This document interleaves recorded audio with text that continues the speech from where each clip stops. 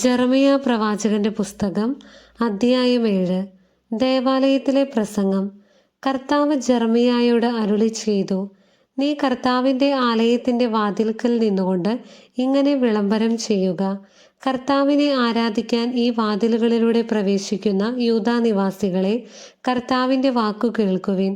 ഇസ്രായേലിൻ്റെ ദൈവമായ സൈന്യങ്ങളുടെ കർത്താവ് അരുളി ചെയ്യുന്നു, നിങ്ങളുടെ മാർഗങ്ങളും പ്രവൃത്തികളും നേരെയാക്കുവിൻ. എങ്കിൽ ഈ സ്ഥലത്ത് വസിക്കാൻ ഞാൻ നിങ്ങളെ അനുവദിക്കാം.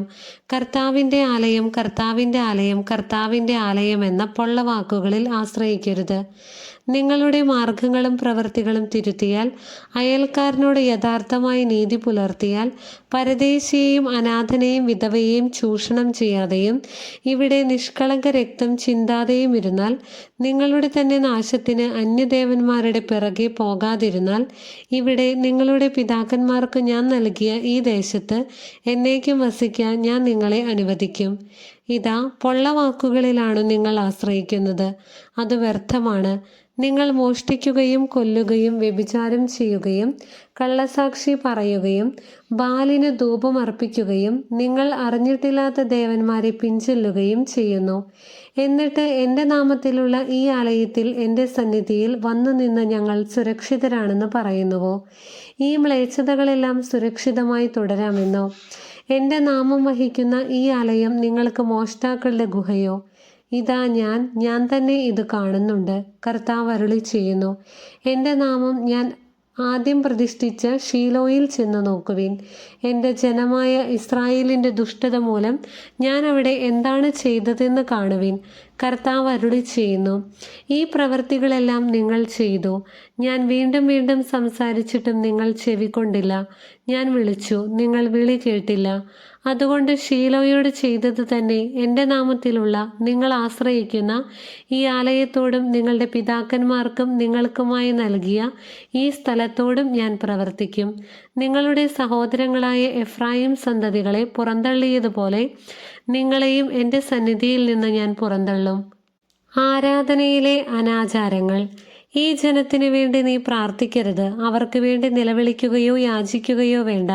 അവർക്ക് വേണ്ടി എൻ്റെ മുൻപിൽ നീ മാധ്യസ്ഥം പറയരുത്. ഞാൻ നിന്റെ അപേക്ഷ കേൾക്കുകയില്ല. യൂദായിലെ നഗരങ്ങളിലും ജെറുസലേമിലെ തെരുവീഥികളിലും അവർ ചെയ്യുന്നതെന്തെന്ന് നീ കാണുന്നില്ലേ? ആകാശരാജ്ഞിക്ക് സമർപ്പിക്കുന്നതിനു വേണ്ടി അപ്പം ചുടാൻ കുഞ്ഞുങ്ങൾ വിറക് പെറുക്കുന്നു. പിതാക്കന്മാർ തീ ഊതുന്നു. സ്ത്രീകൾ മാവ് കുഴയ്ക്കുന്നു. എന്നെ പ്രകോപിപ്പിക്കാൻ വേണ്ടി അവർ അന്യദേവന്മാർക്ക് പാനീയ നൈവേദ്യം ഒഴുക്കുന്നു. എന്നെയാണോ അവർ പ്രകോപിപ്പിക്കുന്നത്? കർത്താവ് ചോദിക്കുന്നു. അല്ല, തങ്ങളെ തന്നെയാണ് പ്രകോപിപ്പിച്ച് പരിഭ്രാന്തിയിൽ ആഴ്ത്തുന്നത്.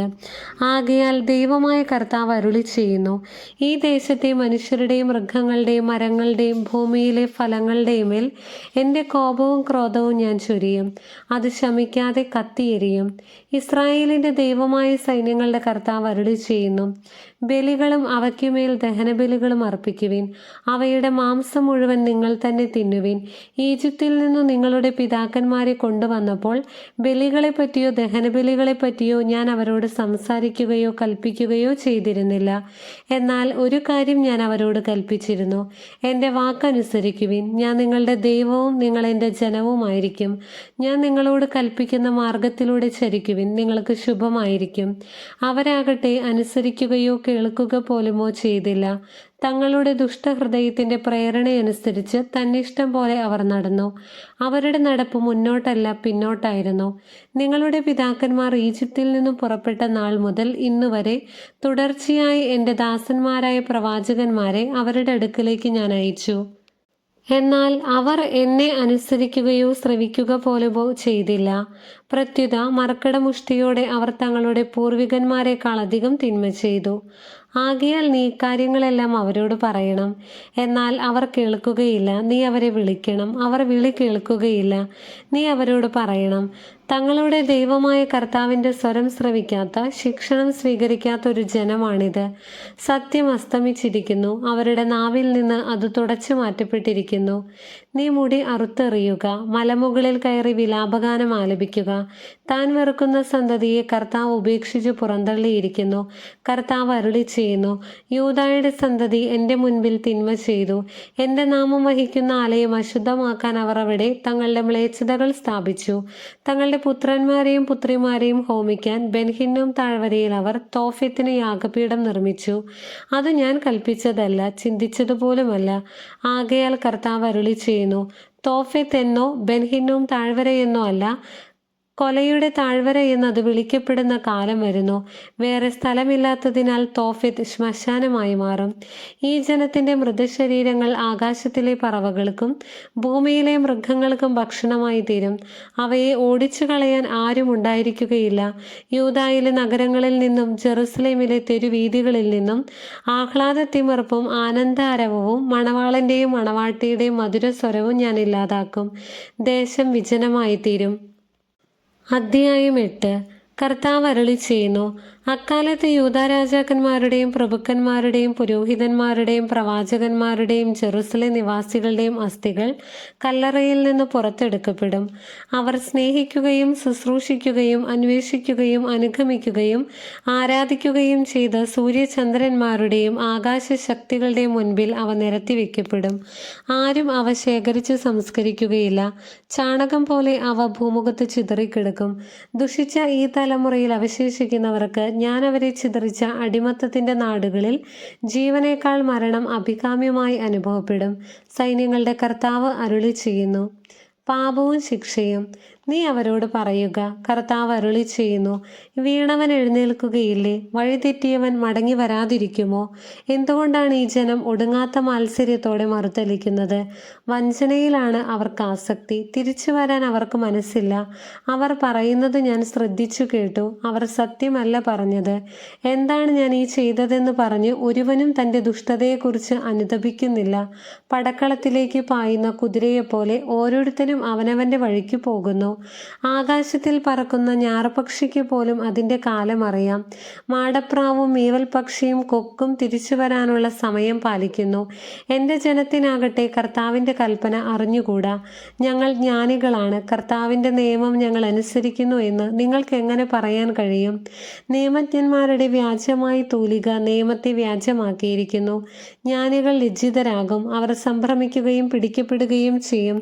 കർത്താവിൻ്റെ വാക്കുകളെ അവർ നിരസിച്ചു. അവരുടെ ജ്ഞാനം കൊണ്ട് എന്തു ഫലം? അവരുടെ ഭാര്യമാരെ ഞാൻ അന്യർക്ക് കൊടുക്കും, അവരുടെ നിലങ്ങൾ കവർച്ചക്കാരെ ഏൽപ്പിക്കും. എന്തെന്നാൽ വലിയവനും ചെറിയവനും ഒന്നുപോലെ അന്യായ ലാഭത്തിൽ ആർത്തി പൂണ്ടിരിക്കുന്നു. പ്രവാചകനും പുരോഹിതനും കപടമായി പെരുമാറുന്നു. അശ്രദ്ധമായിട്ടാണ് എൻ്റെ ജനത്തിൻ്റെ മുറിവുകൾ അവർ വെച്ചുകെട്ടുന്നത്. സമാധാനമില്ലാതിരിക്കെ സമാധാനം സമാധാനം എന്നവർ പറയുന്നു. മ്ലേച്ഛത പ്രവർത്തിച്ചപ്പോൾ അവർക്ക് ലജ്ജ തോന്നിയോ? ഇല്ല, ഒട്ടുമില്ല. ലജ്ജ എന്തെന്ന് അവർ മറന്നുപോയി. അതുകൊണ്ട് മറ്റുള്ളവരെ പോലെ അവരും വീണുപോകും. ഞാൻ വിധിക്കാൻ വരുന്ന ദിവസം അവർ നാശമടയും. കർത്താവ് അരുളി ചെയ്യുന്നു. ഞാൻ വിളവെടുക്കാൻ തീരുമാനിച്ചിരിക്കുന്നു. എന്നാൽ മുന്തിരിച്ചെടിയിൽ പഴമില്ല, അത്തിവൃക്ഷത്തിൽ കായ്കളുമില്ല, ഇല പോലും വാടിക്കൊഴിഞ്ഞു. അതിനാൽ അവരുടെ നേരെ ഞാൻ വിനാശകനെ അയക്കും. നാം എന്തിന് ഇങ്ങനെ ഇരിക്കുന്നു? നമുക്കൊരുമിച്ച് ഉറപ്പുള്ള നഗരങ്ങളിലേക്ക് പോകാം. അവിടെ വെച്ച് നാം നശിച്ചു കൊള്ളട്ടെ. നമ്മുടെ ദൈവമായ കർത്താവിനെതിരെ പാപം ചെയ്തതുകൊണ്ട് അവിടുന്ന് വിഷം തന്ന് നമ്മെ നശിപ്പിക്കാൻ നിശ്ചയിച്ചിരിക്കുകയാണ്. നമ്മൾ സമാധാനം അന്വേഷിച്ചു, ഫലമുണ്ടായില്ല. രോഗശാന്തി ആഗ്രഹിച്ചു, ലഭിച്ചതോ ഭീതി. ദാനിൽ അവരുടെ കുതിരകളുടെ ഫൂൽക്കാരം കേൾക്കുന്നു. അവരുടെ പടക്കുതിരകളുടെ ഹേഷാരവം ദേശത്തെ കിടിലം കൊള്ളിക്കുന്നു. അവർ ദേശത്തെയും ദേശത്തുള്ള സകലതിനെയും നഗരത്തെയും നഗരവാസികളെയും സംഹരിക്കുന്നു.